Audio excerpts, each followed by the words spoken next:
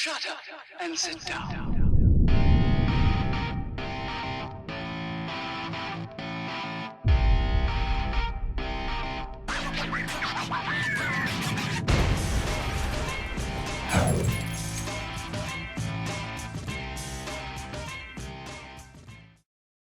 World-class cannabis seeds. Available online or in stores. Yo, what up OGs, Grow420 Guy here, and welcome back to Season 6 continued Grow Vlog Day. I'm not really sure, I lost track of time. But what I do know is it's harvest day and I got my green crack and my Bubba Kush sitting out behind me.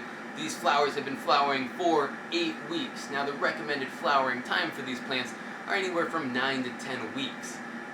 But I was a little hesitant to push these flowers out 9 to 10 weeks. If you guys have been following my grow vlogs, then you guys know that these plants have been extremely deficient throughout their flowering cycle. Now, it all falls on the sole responsibility of myself. The season was a little bit of a clusterfuck. I was traveling, I was all over the place from Southern California to San Francisco to Canada to Colorado. I've been all over the place in such a short amount of time. I wasn't here to take care of my garden. I left that responsibility with my roommate, which again, the sole responsibility falls on me.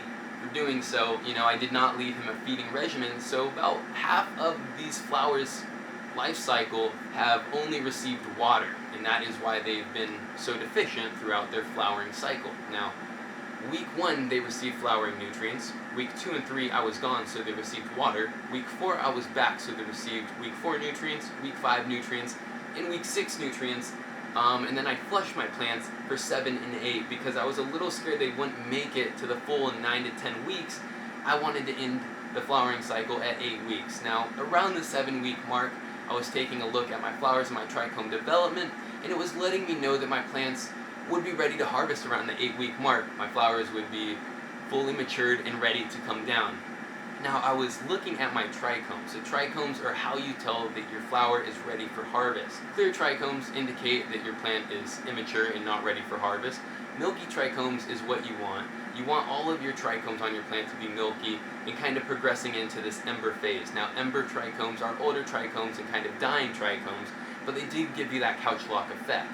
Your milky trichomes are going to be the highest potency, and it's going to give you your cerebral effects.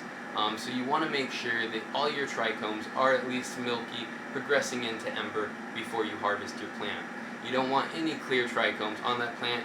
If you have clear trichomes, then you know that you can push your plant another week, another 2 weeks, depending on the ratio of clear trichomes.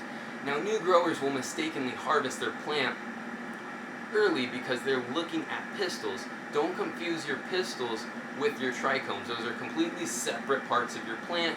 Your pistils are one of your most sensitive parts on your cannabis plant, and they will turn orange, brown, or ember about halfway through your flowering cycle. It all depends on temps in your grow tent and the fresh air exchange, but just keep in mind your pistils are your most sensitive part of your plant, and they will actually, once they die off, you'll regrow new pistils halfway through flowering. So don't be confused and harvest your plant solely based off pistils. That won't do any justice for you. Now, another question that new growers have been asking me lately is, even though my plant is ready to be harvested, what do I have to do? Is there any prerequisite steps I need to take into harvesting? And you don't. You don't need to worry about your lights turning on or turning off on harvest day. Once your plant is ready to be harvested, you just pull it, chop it, and start your harvest. Now, it does help the grower if your soil is, on the dry side. You don't want a mess of soil that had just been watered a day before you go to harvest. You want your soil to be dry. That's going to alter the drying cycle of your cannabis once harvested. If your soil is more moist, it's going to have a longer dry time. If your soil is more dry, it's going to have a quicker dry time. So let's talk about my plant's life and where they've been housed and what products have been used for this season. Now, my plants have been in a 4x4 grow tent with 3 fans. We have one fan is the intake fan. That's going to be my 4-inch Active-Air inline fan. I have an outtake fan, which is a 6-inch Active-Air inline fan. And then I have a third fan placed inside of my grow tent. That's just an oscillating tower fan from Walmart to create a more stable fresh air exchange. Fresh air exchange is so vital to a healthy grow. fresh air exchange and water and light are going to be your three biggest factors to a successful grow, OGs. Soil used was a local blend of organic potting soil with a medium mixture. I'm using 5-gallon pots, and maintenance conducted throughout the season, topping, low stress training, and very, very minor super cropping to one of my Bubba Kushes. Nutrients used this season were again Skunk Labs Horticulture's blend of nutrients. I have to say, I really, really enjoy using this bottle nutrient, and I also enjoy using Remo nutrients. Remo nutrients and Skunk Labs Horticulture nutrients, in my opinion, are the two best bottled nutrients on the market.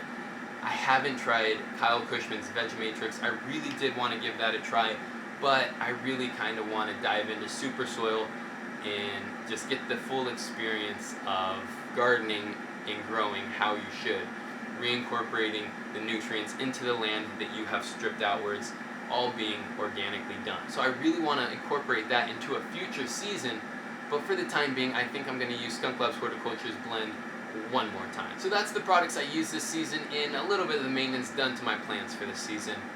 Let's talk about plant deficiencies, because my plants were deficient throughout about half their life through their flowering cycle. They're nitrogen deficient, iron deficient, sulfur deficient, phosphorus deficient, magnesium deficient. The list goes on, OGs. I have to say, I'm really surprised, even considering all the deficiencies my plants had, their final results really don't show too much deficiencies really being portrayed here. You do see a little bit of browning on the fan leaves, you do see the yellowing of the fan leaves, and on this one Bubba Kush you see extreme amounts of purpling, but that's not from the lack of nutrients.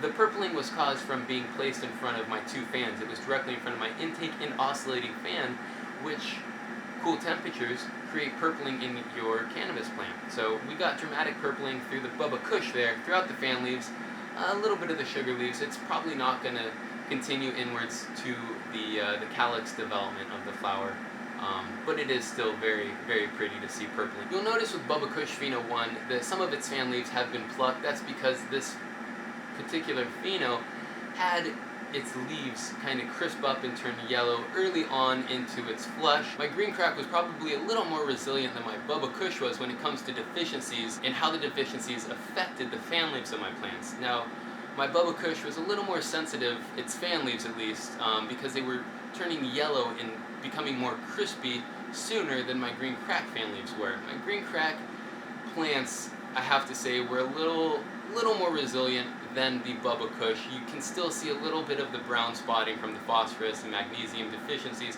but overall, the fan leaf development kind of maintained itself through my green crack, whereas my Bubba Kush, the fan leaves just instantly crispified and they had to be plucked. Both flower developments are exactly what I wanted to see. The green crack has very tight internode spacing that creates for a very elongated spear type nug. The smell of the green crack is phenomenal, OGs. It is such a fruity, skunky body odor, punch to your nostrils. It's exactly the characteristics of green crack and exactly what you want to smell. The Bubba Kush couldn't be any more true to its identity and its strain. It is such a rock-hard, dense flower development with such earthy tones. It is, oh my god, both of these strains are such winners in my opinion. If you guys are fans of green crack or Bubba Kush, I highly, highly recommend giving these two strains a shot. If you do, don't forget to use that coupon code G420G-10 when you check out at CropKingSeeds.com. But anyways, enough plug action going on. That's pretty much going to wrap up this video, OGs. I wanted to just sit down and talk to you about my plants, about their life cycle, the products used, the deficiencies accumulated, and how my flowers turned out. And, you know, you guys are going to see farther into how my flowers turned out when the strain reviews come around. We are going to be strain reviewing the Green Crack, the Bubba Kush, the Trainwreck Auto, and the New York City Diesel Auto. I still haven't forgot about those, OGs. With that being said, that's going to wrap up this video. Thank you guys for watching. Don't forget to comment and like, and as always, OGs, smash it. I was going to say that time-lapse button because that's what I'm about to go do. I'm about to go film the time-lapse, but smash that subscribe button so you ain't missing out on any future content. You guys definitely don't want to be missing out on next season. Not quite sure what I'm going to do yet, but it is going to be spectacular. With that being said, I will see you guys next time. Peace out, OGs.